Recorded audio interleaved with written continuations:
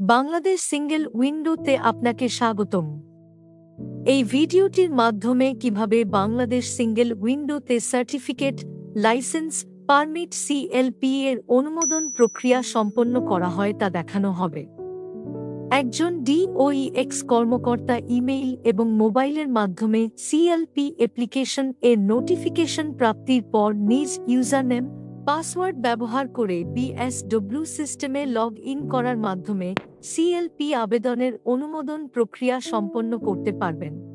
এক্ষেত্রে ডিওইএক্স কর্মকর্তা প্রথমে নিউ রিকোয়েস্ট লিস্ট এ নতুন অ্যাপ্লিকেশন সমূহ দেখতে পাবে।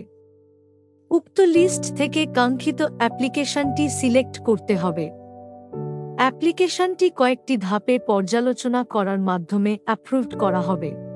প্রথম ধাপে চেকার অ্যাপ্লিকেশনটি কোয়েরি অথবা চেক করতে পারবেন।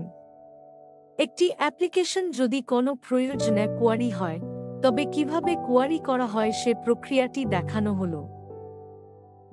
পরবর্তী পর্যায়ে একজন ট্রেডার কিভাবে কোয়েরিড অ্যাপ্লিকেশনটি সাবমিট করবেন এই প্রক্রিয়াটি দেখানো হলো।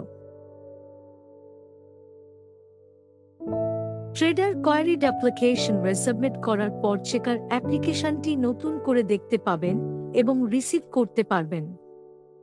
চেকার অ্যাপ্লিকেশনটি চেক করার পর পরবর্তী ধাপে অ্যাপ্লিকেশনটি ভেরিফাই এর জন্য অ্যাসিস্ট্যান্ট ইন্সপেক্টর এর নিকট প্রেরণ করা হবে। ভেরিফাই এর প্রক্রিয়াটি দেখানো হলো। অ্যাসিস্ট্যান্ট ইন্সপেক্টর কর্তৃক অ্যাপ্লিকেশনটি ভেরিফাই করার পরবর্তী ধাপে অ্যাপ্লিকেশনটি পুনরায় ভেরিফাই এর জন্য ইন্সপেক্টর অফ এক্সপ্লোজিভস এর নিকট প্রেরণ করতে হবে। ইন্সপেক্টর কর্তৃক ভেরিফাই করার প্রক্রিয়াটি দেখানো হলো।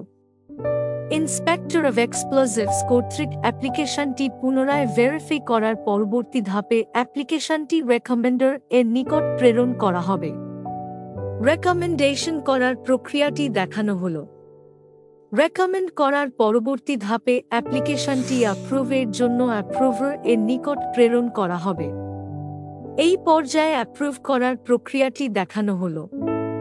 এভাবেই একটি লাইসেন্স বিস্ফোরক পরিদপ্তর দ্বারা অনুমোদন করা হয়ে থাকে।